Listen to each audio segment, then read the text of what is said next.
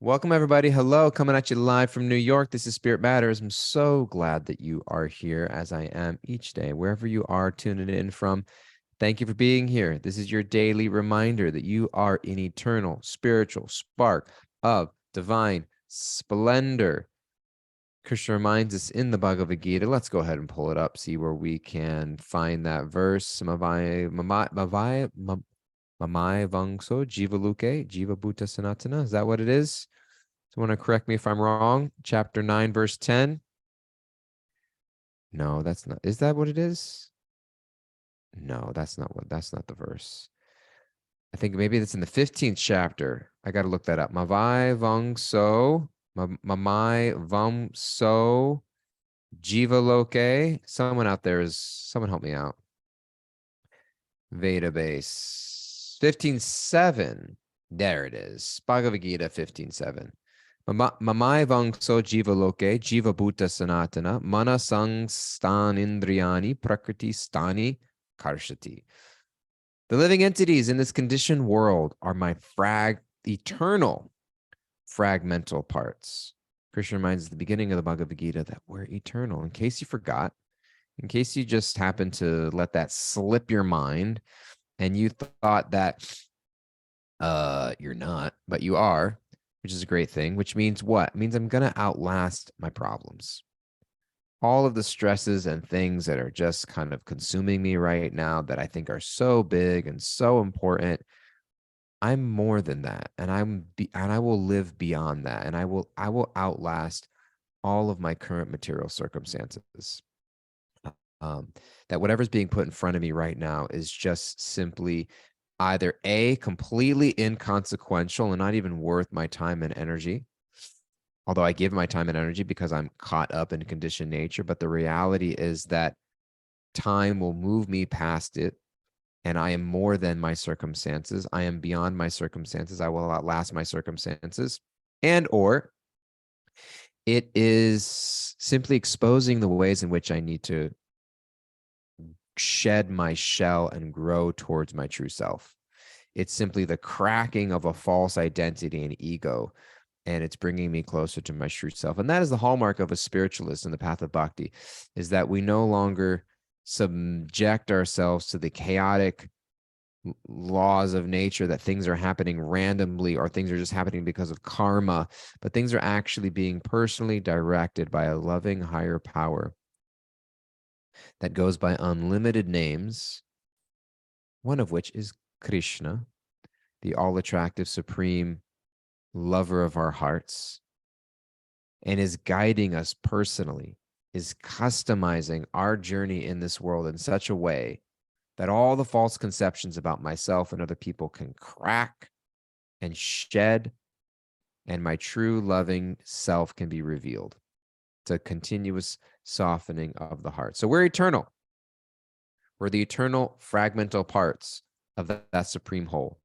So Krishna says, Mamaya Vangso, Jiva Luke, Jiva Bhuta Sanatana. Eternally, the living entities in this conditioned world are my eternal fragmental parts. So that's your daily reminder that you are eternally connected to divinity. But due to conditioned life, Krishna says in the Gita, they are struggling very hard with the six senses, which include the mind. Anybody out there struggling really hard with the six senses, which include the mind? That's why we're here. That's why you showed up today. That's why you're listening. There's something in life that we're struggling with. And usually it's a concoction of the mind. It's not the thing itself. It's the story I've created around that thing and what I think it tells, what it says about me or what it says about other people. Yesterday morning, I had the opportunity.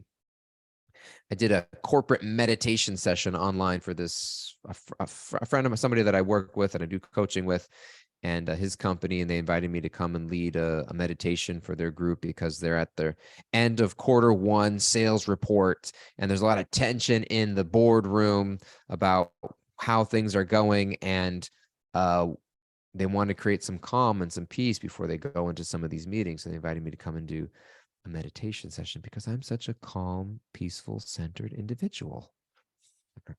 No, I don't think that's the reason. But anyways, I was speaking about like what meditation does and what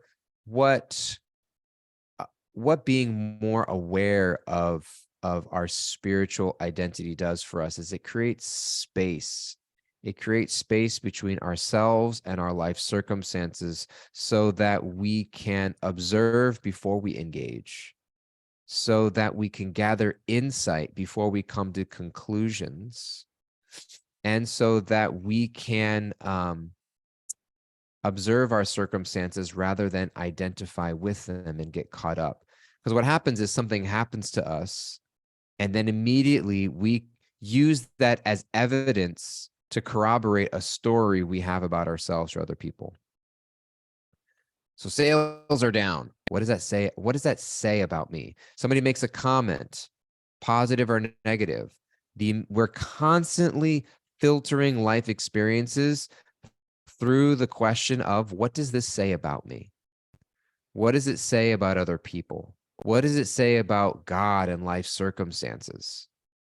And we're constantly creating and building stories.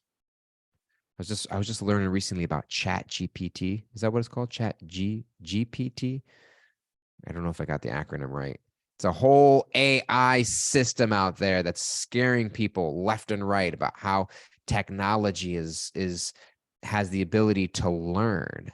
And constantly, like, AI is all built on the idea that technology has the ability to gather information, take that information, and then learn, and then continuously, like, evolve the way that it responds to the world. So there are AI technologies that can write an entire essay for you for school.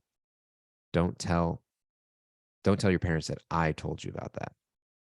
But it's a whole thing that they're trying to crack down on. But anyways, the whole idea of that, we take information and we allow that to inform the way that I learn about the world and create stories about, what does it say about me? What does it say about other people? What does it say about life? What does it say about God? And that's generally the biggest struggle that I have. The biggest struggle that I have, my biggest suffering, is because I am making up stories about myself and other people that aren't really true. I'm making up stories about myself, about other people, about God, about life. Nothing good ever happens to me. Nobody loves me. I'm terrible.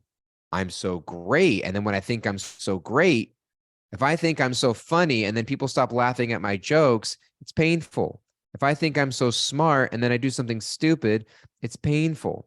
If I think I'm the greatest listener and God's gift to the world, and then my partner is mad at me and thinks that I'm irresponsible or uncaring, it's painful. So even the positive estimations we create about ourselves, if it's based upon a material misconception, material world is constantly going up and down, then I'm bound to experience some sense of disappointment and suffering. So Krishna is encouraging us to remind ourselves, don't base your sense of self based off some material externality. The living entities in this conditioned world are my eternal fragmental parts, but due to conditioned life, they're struggling very hard with the six senses, which include the mind. Why am I reading that? Just because I'm letting you know that's why we're here. I'm letting you know that's why we're here, to remind each other of our eternal connection, to hold each other in the struggle that we experience on a day-to-day basis. You're not alone. The fact that Krishna wrote this, or he didn't write it, he spoke it, and then it was written down for us thousands of years ago, means that people have been experiencing this since time immemorial, meaning beyond the moment when we can even track time. People have been struggling with this idea, and they're struggling with it today, and they'll continue to struggle with it ongoing as long as we forget this aspect of our eternal existence. So we're just here to remind each other, you're not alone. You're not uniquely cast aside and being punished for some wrongdoing that trying to keep you down in life. There's not a big bad wolf coming to keep you under his thumb. But that we're all making our journey back home. As Ram Dass so beautifully said, we're just walking each other back home. And that's why we're here. And what we do is we use the Bhagavad Gita as a beautiful shining light to give us some insight into how we can, how we can best bring some light into our life on a regular basis. And we've been reading the 4th chapter of the Bhagavad Gita. We've been reading the 4th chapter of the Bhagavad Gita. If you're tuning in this week, you saw that we had Jamuna Jaya as a guest yesterday. She'll be a guest Monday, Wednesday, and Friday this week. So she'll be back tomorrow. She'll be back on Friday. In between, you got just me. So what I'm going to do is I'm going to just read from the Bhagavad Gita for us, and see what comes up, and use that as our shining light. So we've been in the 4th chapter, and I think we're on verse 20. Verse 20. Krishna says, we're talking about the idea of karma and akarma, and relieving ourselves from the bond of action by letting go of the idea that I own things, that the results of things belong to me. You can be passionate about your work, but don't get caught up in the misconception that things belong to you, or that you own things, or that you're entitled to things, because that creates bondage and that creates suffering. Text 20 of the 4th chapter. Abandoning all attachment to the results of their activities. There you go. Tvaktva karma phalasangam. Phala means the fruit of an action, to give it up. The fruits of my karma. Don't give up the action, give up the attachment to the results of the action. Ever satisfied and independent, they perform no fruit of action, although engaged in all kinds of undertakings. Let's go ahead and read Srila Prabhupada's commentary. This freedom from the bondage of action is possible only in Krishna consciousness, when one is doing everything for Krishna. Again, the idea of a God-centered existence. So we're using the term Krishna here to refer to that divine supreme being as Krishna. But what we also hear from Sri Chaitanya Mahaprabhu, pioneer of the Bhakti movement in the Renaissance area of Bengal, a direct avatar of Krishna himself. He says, Nam Nam Akari Bahuda Nija Sarva Shaktis, in the Shikshastakam prayers that he writes. In the 2nd verse of the Shikshastakam, he says that there are unlimited number of names by which we can refer to that supreme absolute truth. Nam Namakari Bahuda Nija Sarva Shaktis. There are hundreds and millions of names, just like the illuminating sun. There are people all over the world listening, and I'm sure on this we have a live Zoom audience. Stephanie wrote in the chat here, the Japanese repair cracked bowls with molten gold. It is through the cracks where the light shines in. Sharing some wisdom I learned from this past week. Thanks for bringing it all together, Dayal. Thanks, Stephanie, for sharing that. What was it also? What was it? What's the Rumi poem? The wound is where the light enters you. The wound is where the light enters you, Rumi. Oh yeah, one of my beautiful, beautiful, beautiful poems. Rumi, I said, what about my eyes? He said, keep them on the road. I said, what about my passion? He said, keep it burning. I said, what about my heart? He said, tell me what you hold inside it. I said, pain and sorrow. He said, stay with it. The wound is the place where the light enters you.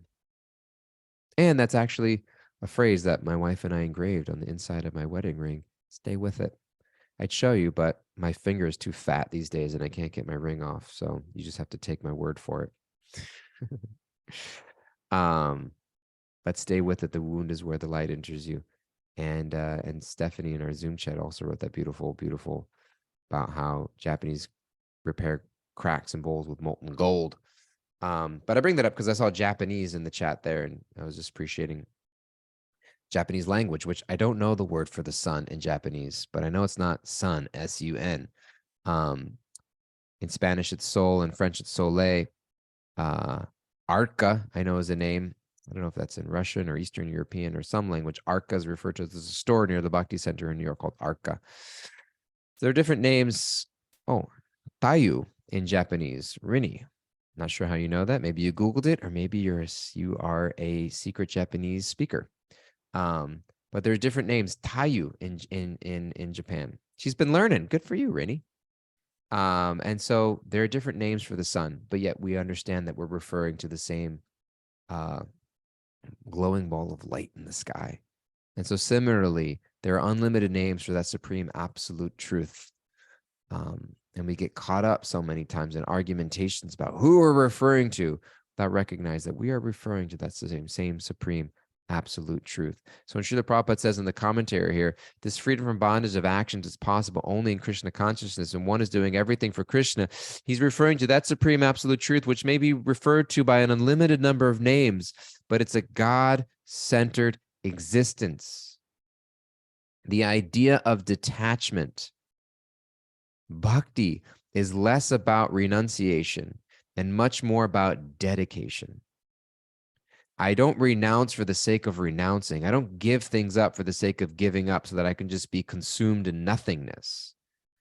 I give up the idea of the ego that I'm in the center and that everything is meant for me and everyone's meant to be serving me, because mathematically it doesn't make sense. If every single person on the planet is thinking I'm the center and everyone is meant to be serving me, we're naturally going to arise in conflict, which is the climate of the world that we live in. Everyone is trying to use everyone else as a supporting role in the story of their life. Everyone is looking out and thinking, you're meant for my enjoyment in some way, shape, or form, either gross, physical, or subtle, either direct or extended. Don't we have experience of that? Or we can at least hypothetically think and look out into the world, people using other people to fulfill their God project, using your spouse or your partner or your kids or your employees or your friends. We don't think of it in like that. It's icky. It's uncomfortable. But there's an element where it's like, wow, how much am I actually, how much, in order to be detached genuinely, it's not about detaching for detachment's sake. It's detaching from the idea and concept that other people are meant to serve me, but actually all of us are meant to serve a common center. And that's the dharma of the living being. The dharma of the living being, where we actually feel in alignment because we're actually operating according to our true nature. Jivara Swarupa Hoy Krishna Nityadas. The living being is eternally a servant of that supreme absolute truth. Bob Dylan wrote, you may be the devil, it may be the Lord, but you're going to have to serve somebody. We are all existing in the service of something. Bhakti asked that question, where can I direct my serving propensity in a way, as Prabhupada mentions here, as Krishna mentions here, ever satisfied and independent. The verse again, Bhagavad Gita 4:20, abandoning all attachment to the results of their activities, ever satisfied and independent. Tripta is a Sanskrit word for satisfied. And nirashraya, it says without any shelter, but without any material shelter. Because we know that the Bhagavad Gita points us towards the supreme shelter. Krishna mentions in the conclusion of the Bhagavad Gita, the 18th chapter, 66, Sarva Dharmam Prityaja Mam Ekam Sharanam Vraja, the same word, Sharanam, shelter. Take shelter, Mam Ekam. Mam Ekam Sharanam Vraja. Krishna says one pointed fixed shelter. And this concept again and again of focused, of focus, of a focused point of shelter. Krishna mentions it in the second chapter, that those who are on this path are resolute in purpose and their aim is one. Those who are irresolute, their attention is many branched, and we're constantly just kind of like our focus is just being caught up in the glitter of the material world. And so Krishna is saying that when you actually are no longer just running, chasing the glitter of the material world, the phantasmagoria of the material world, chasing whatever glitters, but actually recognizing that I'm letting go of the idea that I'm in the center. Why am I experiencing conflict with this other person? Because each of us in our own way is feeling like we're in the center. This other person is not recognizing me as the center. And therefore I'm experiencing conflict. Therefore I'm experiencing anxiety and depression. Therefore, I'm experiencing frustration. And so the degree to which I can slowly start to remove myself from the center. And the idea is that we don't live in a centeredless society. We live in a God-centered society. And so much of spiritual life, so much of the Gita, and so much of the Srimad Bhagavatam, Bhagavad Puran, and so much of the extensive bhakti text are helping us understand who is that supreme person? What is the nature of that supreme absolute truth with whom we want to put in the center? Because so much of the tiredness and the fear and the frustration and the exhaustion we have with religion and spirituality and the fear around a God-centered society is because we have a very skewed sense of what God means. And we have people who are using the idea of God-centeredness to really put themselves in the center. You know, in the Bible, there are 10 commandments, and one of them is to not use the Lord's name in vain, to not use God's name in vain. And we take that colloquially. What does colloquially mean? We don't want to Google that for me, colloquially, so I don't make sure I'm not using it wrong. But the idea we commonly use are that concept of like, don't say like, like, gosh darn it, or Jesus Cristo, using that. And so as a, and so, don't curse while using God's names. But actually, the actual spirit of that commandment is don't use God's name for your own personal purposes and vendettas. And how common does that get used? That in the name of spirituality and religion, I'm actually just pushing my own ego project. And I'm abusing people's faith in order to serve my own ego and materialistic needs and desires. And when people get fed up, we throw the baby out with the bathwater. We're like, I'm done. Forget it. I don't want to hear the word God. Why would I surrender to God? I surrendered to God and I was taken advantage of. No, you weren't taken advantage of by God. You were taking advantage of the people that were misusing and misrepresenting God in your life. And so much of the Bhagavad Gita, God's song, is Krishna rebuilding trust. Genuine spirituality is a process of rebuilding trust that Krishna can trust in us and we can trust in Krishna. And so this verse of the Bhagavad Gita, abandoning all attachment to the results of their activities, ever satisfied and independent, performs no fruitive action, although engaged in all kinds of undertakings. Srila Prabhupada's commentary. This freedom from the bondage of actions is possible only in Krishna consciousness, and one is doing everything for Krishna. A Krishna conscious person acts out of pure love for that supreme personality of Godhead, and therefore has no attraction for the results of the action. They're not even attached to their personal maintenance, for everything is left to Krishna. Nor are they anxious to secure things, nor to protect things already in their possession. Because there's no need for me to hold on to things, because nothing belongs to me. And whatever I have is simply meant to be used in Krishna's service. And therefore, whatever I'm given, I will use that in service. Whatever's taken away, it wasn't mine to begin with. And it's not like, wow, what an oppressive way to live. That's the reality. That's the reality. And the sooner we can embrace that reality rather than resist it, the more fulfilled we can come in our daily life. Because reality is things are being taken away from us all the time. The pain is not that things are being taken away from us. The pain is that I think those things belong to me and I'm trying to hold on to it. And so I think that the relief is going to come if I can somehow hold on and keep this thing in my life. Actually, no, the relief will come when you recognize your relationship with that thing was never the relationship of an owner possessing something else, but you were a steward entrusted with something for a particular period of time meant to use it in the service of God and others. Commentary continues. That person does their duty to the best of their ability and leaves everything to Krishna. What a beautiful anthem to life. That person does their duty to the best of their ability and leaves everything to Krishna. How much do we judge ourselves and other people based off of the level of material accomplishment of how something's done?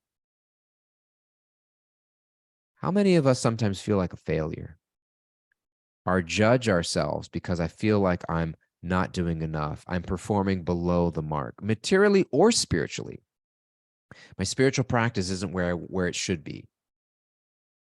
And I feel like I'm failure because of the time I get up, or the amount of time that I do or don't meditate, or where my diet is or isn't, or even the way that I go about my character and in relations with other people. I'm just going to speak personally here. I'm constantly falling short of the standards that I set for myself, or that I allow other people to set for me. And it's easy to judge myself and other people based off of external performance. And Krishna's saying here, that's not how I'm judging you. We're being encouraged to do our duty to the best of our ability and leave everything else to Krishna. The results are not in my hands. So the serenity prayer is so powerful. God, grant me the serenity to accept the things I cannot change, the courage to change the things I can, and the wisdom to know the difference. Because there's a lot of things I can't change. And I'm going to beat my head up against the wall and just drive myself crazy if I'm just spending so much of my time trying to change the things that are outside of my level of control. All I can do, Mariano Rivera, one of the greatest relief pitchers in the history of baseball, a former relief pitcher for the New York Yankees, was a spiritual person who had his own belief in God. And he would mention, because a relief pitcher in baseball is somebody who's put in the most difficult, stressful circumstances. So there are 9 innings in a baseball game, and you bring in your reliever, your closer at the end, meaning that like there's 1 inning left. You just want to close the game. You want to just like strike out these last few people and go home. And so the whole game is riding on you. And if you strike out people and you win the game, you're a hero. And if somebody gets a hit off you and scores a run, you lose. And you're the most hated person in the world. It's a lot of pressure. And he would describe the only way that I would deal with that pressure is I recognize that I can only step on that mound, come up with my best pitch. And the thing is, if you're a pitcher and you're throwing that ball, once that ball is released, there's nothing you can do. You don't control whether or not the person hits it or not, or where it goes, if it goes out of the park or a base hit or a strikeout or a fly out. You have no control over that. All you can do is throw the best pitch you possibly can. And that even itself doesn't guarantee that you're going to strike the person out, that you're going to win. And so how do we judge ourselves? Is it by the result? Is it by the outcome? Or is it by simply doing the best we possibly can and leaving the rest to Krishna? They do their duty to the best of their ability and leave everything to Krishna, Prabhupada writes. Such an unattached person is always free, I'm reading here, from the resultant reactions of good and bad. It is as though they were not doing anything, even though they're doing something. This is the sign of akarma, or actions without fruit of reactions. Any other action, therefore, devoid of God consciousness, devoid of God-centeredness, is binding upon the worker. And that is a real aspect of V-karma, as explained here before. So how much am I conscious of God's presence in my life? Spirituality is being able to live your life with the awareness of God in each and every moment.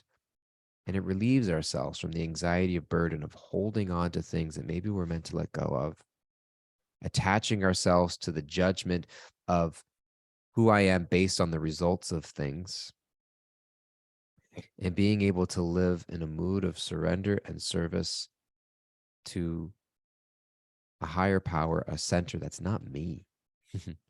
And if we can all come to that platform, we can find ourselves in a tremendously harmonious family, community, society. Therefore, Srila Prabhupada wrote that as the peace formula, which is the final verse of the 5th chapter, which we'll get to eventually. And I'll just read here because I feel that's a nice way to wrap up our time for today. The final verse of the 5th chapter, Krishna writes or spoke to Arjuna, a person in full consciousness of me. Again, that idea of Krishna consciousness, God-centeredness, knowing me to be the ultimate beneficiary of all sacrifices and austerities, meaning that I'm the object, and I am ultimately direct your life towards me. The Supreme Lord of all planets and demigods and the benefactor and well-wishers of all living beings attains peace from the pangs of material suffering. Yatva mam shantim richati. Shantim, this word shanti. So Krishna Prabhupada would describe that as the peace formula. Okay, that's all we got for today. I'm going to turn it over to Kimberly, our Wrap It Up Acharya, who always got a few good takeaways from us. So if you didn't quite catch anything that I said, that's okay. I generally don't even know what I'm talking about. But Kimberly writes it all up for us in a few cute, tight little takeaways. And so lean in, she's going to share some takeaways, and then we're going to be on our way. What you got for us, Kimberly? Thank you, Daya. We're going to outlast our problems. Don't base your sense of self off of material conception. Have a focus point of shelter and a God-centered existence. And throw your best pitch and leave the rest to Krishna. Throw your best pitch and leave the rest to Krishna. That's what I'm walking away with. The idea that I don't have to judge. I constantly judge myself based off the externally of how things are going. But that's because I'm looking for validation from places other than Krishna. So how can I get in touch with that inner sense of reciprocation from Krishna in the heart? Walking away with that. Love you guys tons. Thanks so much for being here. Please be well. Please take care. If you haven't already, please rate and review Spirit Matters wherever you listen to podcasts, and check out bhakticenter.org for all the other cool stuff we've got going on. If you're in New York City, please come and visit us sometime for a weekly program. We've got kirtans on Tuesdays and Thursdays, soul talks on Saturdays. And if you're not in New York City, then just keep listening, share with a friend, write to us at spiritmatters@bhakticenter.org. We love hearing from you. And please be well. We got Jamuna Jaya back with us tomorrow. And tune in. Bye-bye.